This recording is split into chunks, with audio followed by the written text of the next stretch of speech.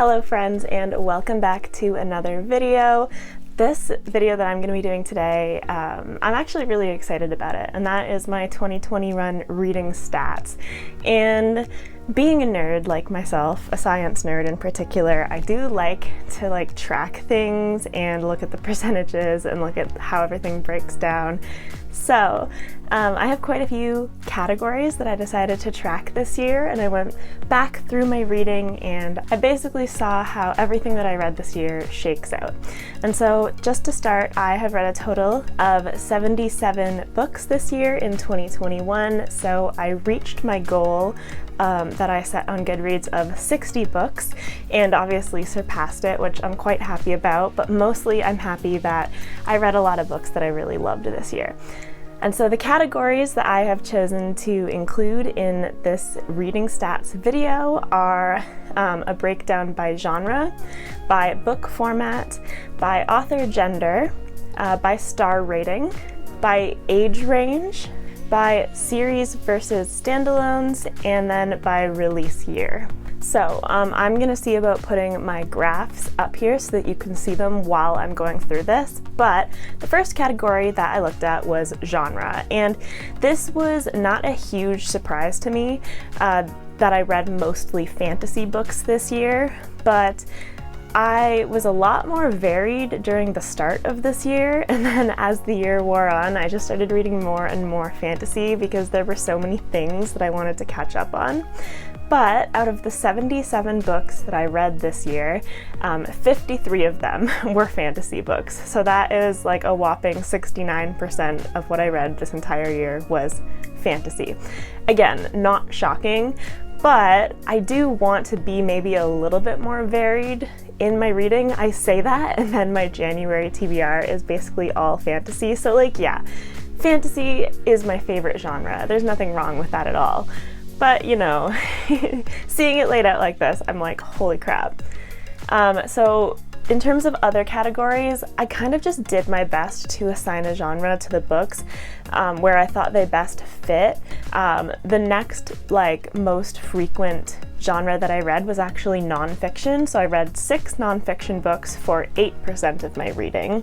Romance and mystery thriller were tied at 4 each, which is about 5% each of my reading. And then next were classics and contemporary, which I read 3 of each of those, which is each about 4% of my reading. And then I had 2 horror books, which makes up 2.6 or 2.5%. And then I only read 1 sci-fi book this year, which is 1.3%, and then I also read 1 comic graphic novel type of book, which is also 1.3%. So when I say that I want to read more sci-fi and I need to read more sci-fi, I was not overestimating that need. I literally read 1 sci-fi book this year, and it was Leviathan Wakes. And I was not overly pleased with it. I didn't love Leviathan Wakes, so maybe I just need some easier sci-fi that I can really sink my teeth into that'll get me on a roll. But yeah, 53 fantasy books, and the next highest is 6. So I am gonna try and rectify that, I think, in the new year. And I really hope that I can do better. Maybe once I have a more regular and regimented schedule and I can figure out what's realistic for me to be reading each month, then I can kind of plan that better, hopefully.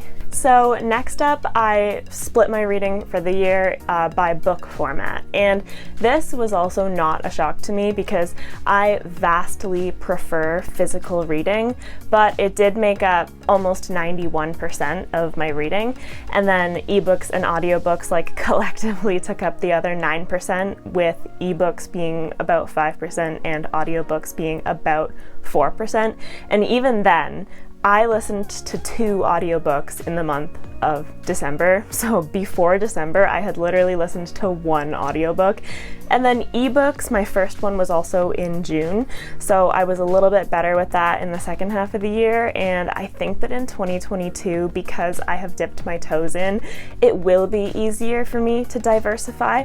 I never see it changing where the majority of my reading is not physical books, because that still is like what I enjoy the most. I really just love the feeling of like having a book in your hand and sitting down and reading it. And like, I know you can get that with an ebook too, like you can sit down and read it, but it's not quite the same experience, and I don't think it ever will capture that. But like, I still like reading books in that format, and there are different pros and cons to each type of reading. They all have their place, and like, I really want to give my attention to all of them, but it's just a reality that I love reading physical books, and I don't think that that's ever going to change. Next up, we have author gender, and what I decided to do for this one was, instead of counting each book like as a point towards male or female or trans or non-binary, I decided to actually go by like each unique author that I read. So for example, I read like 8 Wheel of Time books this year, but that doesn't mean that I have like 8 votes for Robert Jordan on my list. You know, like Robert Jordan is one unique author that I read this year. Or like Fonda Lee, even though I read 3 of her books, she's one unique. So I decided that that was just an easier way to do it, because then instead of looking at like the amount of books that I read, it was actually the amount of author representation. At least it makes sense in my head. I could have done it both ways, but this is the way that I chose to do it. And it didn't shake out too badly. I did have a feeling that I leaned more heavily on male authors this year, and I was right. But it does make up like exactly 50%, and then female authors make up 40%. So the other 10%, actually, just to be clear, even though I read 77 books, that was 50 unique authors. So with male authors being 50%, that means that I read from 25 male authors this year, and then with female authors making up 40%, that means that I read from 20 unique female authors this year. And then trans and non-binary authors, I read 2 of this year, so that is 4.3%. And then my 4th category is author teams, and I read 3 author teams this year, and so that is 6.4%. So like I said briefly, in the future, I would love for this to be a little bit more equal. I would like to see not necessarily author teams, although I'm not opposed to reading author teams. I would love to be reading more of an equal distribution of like trans and non-binary authors, female authors, and male authors. I think that one reason is because a lot of the really popular fantasy series that I read this year were by male authors, so I was diving into that a whole lot, and maybe I will get more of an opportunity to diversify next year, since I am a little bit more caught up on some of that stuff. But we'll see, and I will try and make an effort to be a little bit more equal. Even though I'm not totally unhappy with this. If I'm being honest, I thought that it was going to lean more heavily male, so it was a little bit of a pleasant surprise in that sense. Okay, so the next category that I decided to look into was star rating, and the reason I decided to look into star rating was just because I felt like I really loved a lot of what I read this year, which is obviously a good thing. But sometimes I feel like if I'm giving out a lot of 5 stars, does that mean that 5 stars like lose their special meaning? But I don't really look at it like that. Like, there are moments where I'm afraid of that, but I don't really look at it like that. And one of the reasons why is because when you read in different genres, I have different things that I'm looking for and valuing in those books. And so what I really enjoy in like a nonfiction or a classic just falls into a completely different category than what I enjoy in fantasy. And I think that I'm pretty good in general at picking up things that I'm really gonna enjoy. And so like, if I love something, I really have no qualms about giving it 5 stars. Like, I'm not the type of person that reserves 5 stars like only for my favorite books ever, and there's nothing wrong with doing that at all.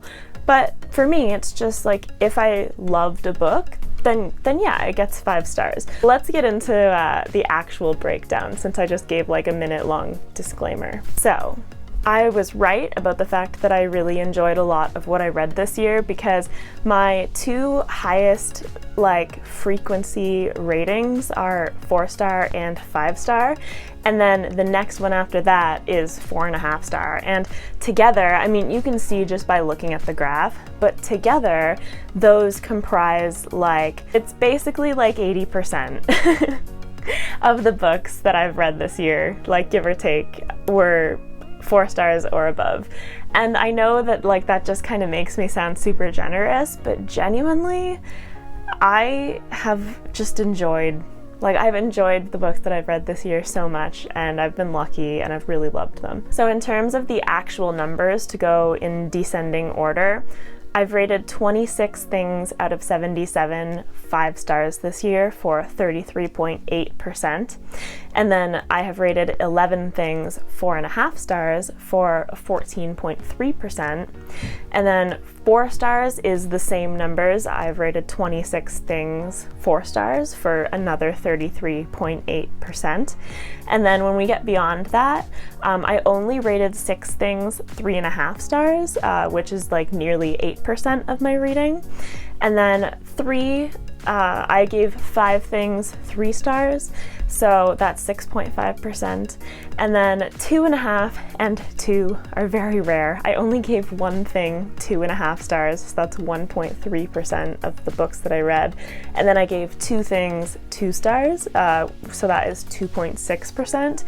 And I didn't even give out a 1-star rating. Honestly, I don't believe that I ever really would at all.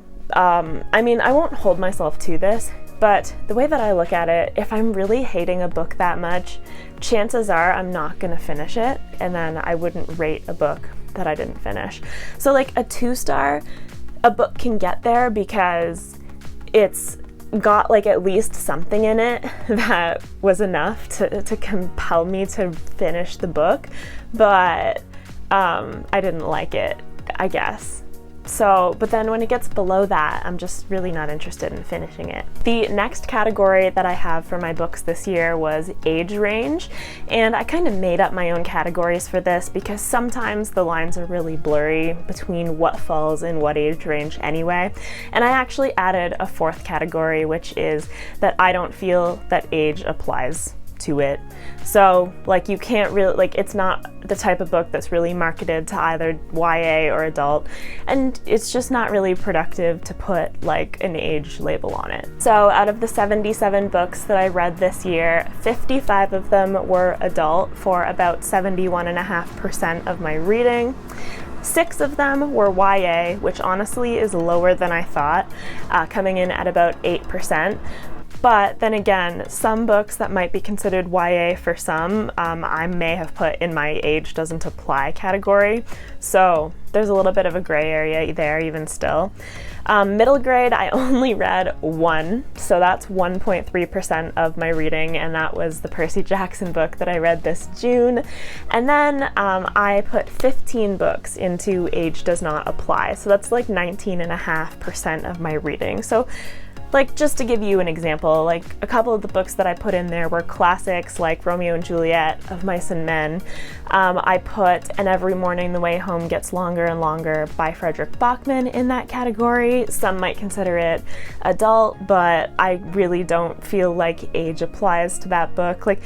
So just to give you an idea, or Mythology by Edith Hamilton, or Norse Mythology by Neil Gaiman, I don't really feel there is any sort of age that can be imposed on those types of things that are just kind of ubiquitous books. So I'm not really surprised that my adult number is so much higher than anything else, but I may try and read more YA, because honestly I am surprised that that one was so low, and I think it's because I have a bunch of YA on my shelves that I'm interested in but just haven't gotten around to yet. So I think that that number will naturally increase a little bit next year, and I'm looking forward to seeing how these shift. This next category is very cut and dry, and that is simply series versus standalones. So because fantasy is so often found in series form. I just thought it would be interesting to see how many books I read this year that were either part of a series or not part of a series. And this also kind of relates to like how I've been doing on my list of open series as well, because I actually turned out to have read 45 out of the 77 books this year that were part of a series. So that is like almost 60%. It's like 58% of my reading of books that are part of a series, and then 32 or 41.6% of my reading was of books that were standalones, not part of a series. They didn't even necessarily have to be fantasy. It's just that whatever books those were, they were not part of a series. And I'm honestly pretty happy with this breakdown, because I might want it to be a little bit closer to even, but I do have a lot of series that I'm interested in, so I'm happy with the fact that more than half of my reading is in series, because that means that I'm hopefully making progress on my series. And then the very final category that I thought it would be interesting to look at is my reading during 2021 by release year. So I didn't make these categories exactly equal. So the way that this shakes out is that 6 of the 77 books that I read this year were 2021 releases for about 7.8% of my reading. 12 were from 2020, which is actually higher than I thought it was going to be, but I'm happy about that, which means that I've been catching up on recent releases that I've been interested in. So 12 books makes up about 15.5% of my reading. 6 books were 2019 releases, which again is 7.8%, or like if we round it to 8, I think that that's a pretty good number, because you've got just over 30% of the books that I read this year coming from the past like 2 years-ish, give or take. Well, I guess 3, because it's all of 2019, all of 2020, and all of 2021. Wow, that's weird. But I think that that's pretty good, especially because I was trying to be catching up on like older popular series as well. So I like that there was a balance between like newer and older stuff, because my most popular category was 2015 to 2018. I read 13 books from that time span, which is about 17%. And then there were 10 books from 2010 to 2014, which is 13%. And then we have our decade from 2000 to 2010. I read 11 books from that period, which is 14.3, and then the number is actually exactly the same from 1990 to 99. It is 10 books for 14.3%. And then I tail off a little bit when we get into the older, less recent years. So 1980 to 1989, I only read 3 books from that time period, which is 3.9%. And then from before 1980, I read 4 books, so from all of history before 1980, and that's 5.2%. But looking at this graph and how evenly everything is spread out, I'm actually kind of happy about it. As I catch up on the stuff that I've wanted to read that's been out for a while, I'm pretty sure this will skew a little bit newer, because I'll be able to focus my attention on stuff that I'm like looking forward to that's coming out now, or that's come out in the past couple of years that I'm then ready to get to. That was my last category. I think it's really interesting to look at this stuff, and I really love watching this video from other people, so I thought that I would try my hand at it myself. I really hope that this is interesting to, like, for you guys to watch, but I am pretty happy with how this turned out, and I'm gonna try and like keep up with it next year as well. I probably won't like consistently keep up with it, but maybe I will do like quarterly check-ins or something, so that I can kind of see how things are going for myself and make adjustments to what I'm reading if I'm not happy with how things are going. So I really hope that you enjoyed this video, and I hope that it's not too long. Like if you liked it, subscribe if you want to see more content from me, and I hope that you have a fantastic rest of your day. Bye!